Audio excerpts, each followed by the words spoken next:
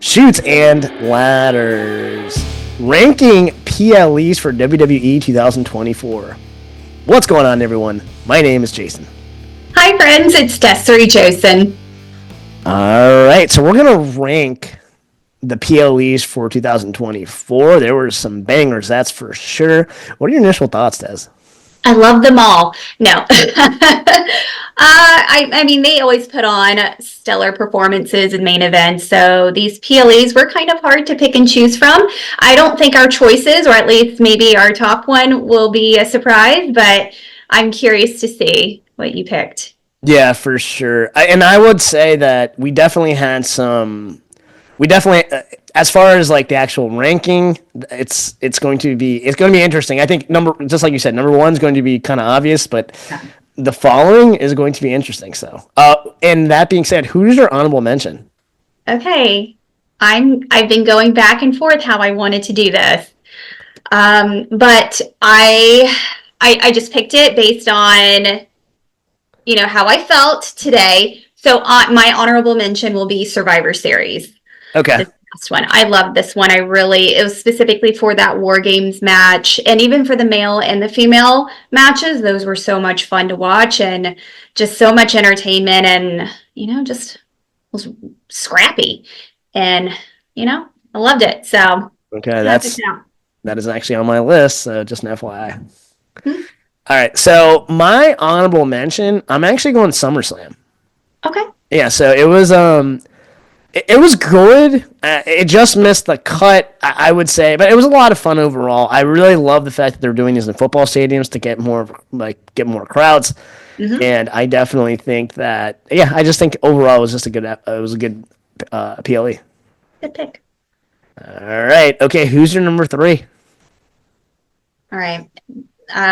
Bash in Berlin. Okay, I was very close to put that. Yeah, and I was gonna put that as my honorable mention, and then I went back and looked at the card, and I was like, oh man, I really liked all of these matches. It was like the strap match, and even the mixed tag team.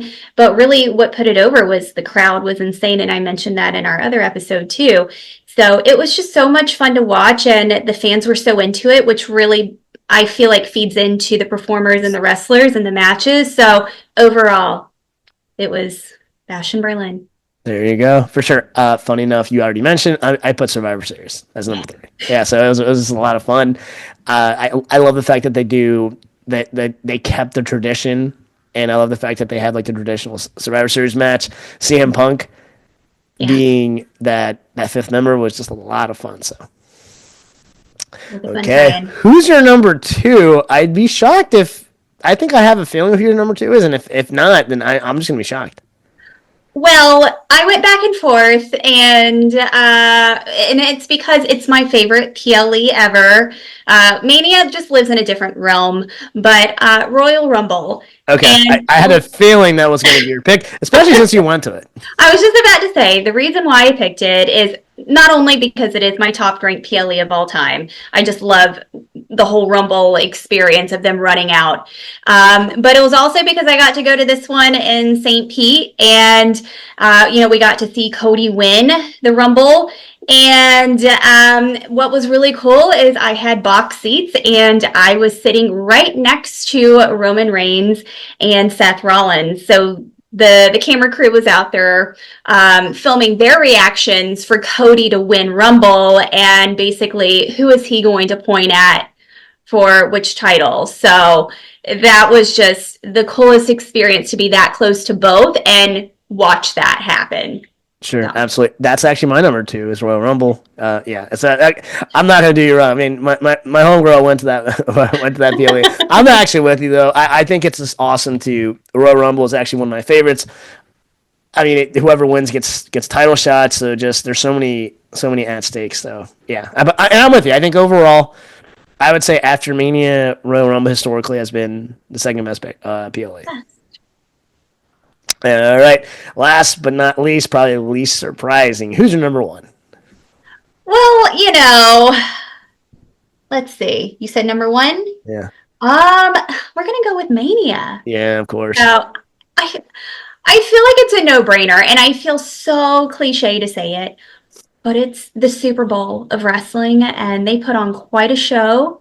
We got to see Taker. We got to see, The Rock, even the Shield version of Seth Rollins.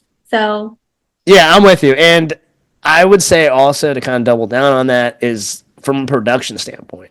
mhm. They have special entrances. They kind of just take it to a new level, and I think Mania will basically every single year, especially now Triple H at the helm. I think Mania is going to be the best. And it's a 2 day event now. So you get double the amount of fun. And this one was special because we got to see Stephanie come out and introduce the Paul Levesque era, which was so Yeah, much fun to see. I'm with you. All right, we're actually also going to do least favorite PLE. Who you got and why?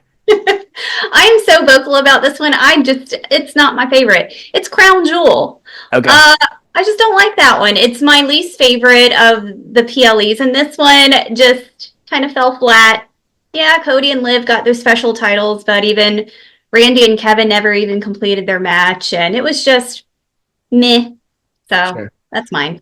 Okay, I actually my interpretation of, and this is just me. I mean, you actually did it right because Crown Jewel probably would be the least favorite, but I'm just disappointed because it's by far ever since they introduced it as a PLE, it's actually one of my favorites.